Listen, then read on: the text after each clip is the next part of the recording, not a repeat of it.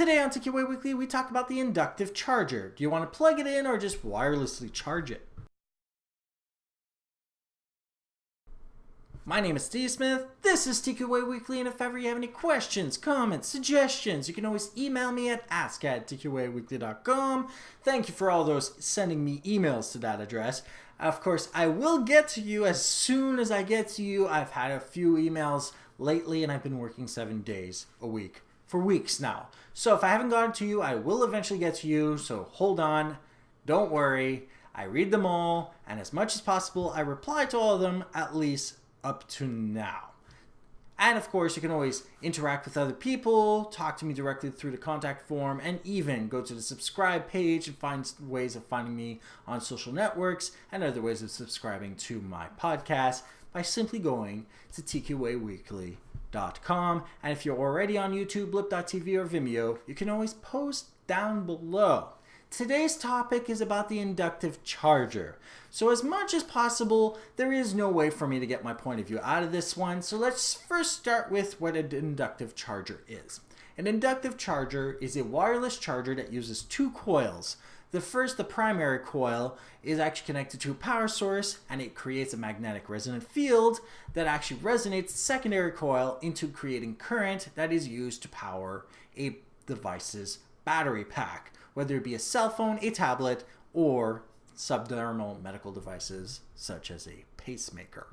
So for those who have this as a pacemaker, you may actually love this kind of technology, because it means that you have no external probes that can expose you to viruses and bacteria, which can make you sick as a result, because the last thing you need when you have those kinds of devices is to get sick because you have to charge your internal device. It allows for them to either put a plate onto their chest or anywhere else that they need it to actually charge a device. And for those who have cell phones or tablets, it is a plate that you leave on the counter or on your desk or anywhere else that you can set your device on.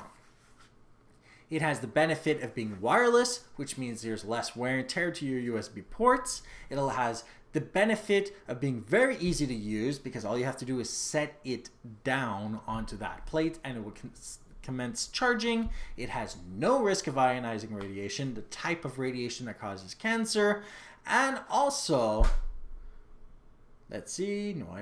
virtually no e-waste. That is what's written in my show notes. By the way, if you ever want to see my show notes, they're at tqaweekly.com/5EP22 for this episode. Now, this technology could be very efficient if it wasn't for the fact that it isn't.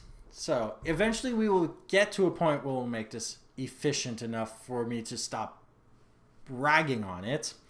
But currently, because we're setting power to this kind of coil, it does lose some of the power that would be used to generate the magnetic resonant field in the form of heat, which means it's not actually being used completely, which means that we're,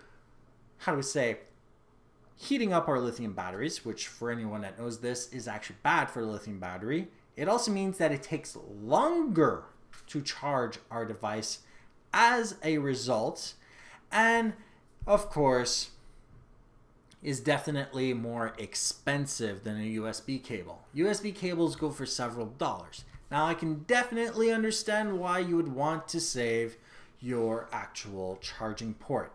However, now to the part of me actually ragging on it.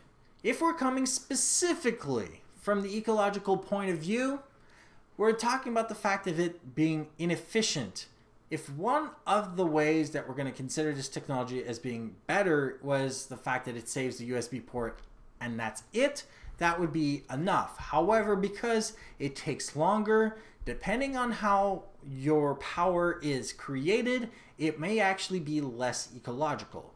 So in places with hydroelectric power, like where I live, that's less of an issue. For those who use fossil fuel, that's actually more of an issue, because you're actually forcing the plants to burn more fossil fuels as a result just to create that power. In the case of lithium, if the device does not have a user interchangeable battery, that can be an issue in itself. And of course, even if you could, you'd have to recycle it responsibly. From the health point of view, though, like I said at the top of the show, it's actually better because it actually reduces the risk of infections because it's a safer way of simply charging that battery. However, there is still that issue with heat, but obviously, this is a technology in its infancy. It will get better with time, and when it gets to the point where it's absolutely as perfect as we're going to get it, every single cell phone is going to end up having it anyway. So the inductive charger is a useful technology, and if used correctly, can save our devices and lives, but it still has issues with heat and inefficiency. So not every gadget gets to have this yet, but some do come with it because people do ask for it. If you are somebody that constantly breaks your USB port, this is great for you. You stop having to worry about your cell phone's charging port or your tablet's charging port. If you're someone like me that never breaks it, it's actually faster and more effective for us and even more ecological for us to simply plug it in. So, what do you think of the inefficiencies in the induction charging technology, and does it far outweigh the fast and effective charging benefits of just plugging in our phones and tablets? And for those who already have a pacemaker, what do you think of it compared to the old method of charging it? Did you have the old method? How does it work for you? Do you feel any heat coming off of it? So if anybody that you know can benefit from this episode, don't forget to share this. If you haven't already done so, subscribe. Don't forget to like or dislike and leave a comment down below. And if you're watching this as a podcast from iTunes, email me at ask@tqaweekly.com.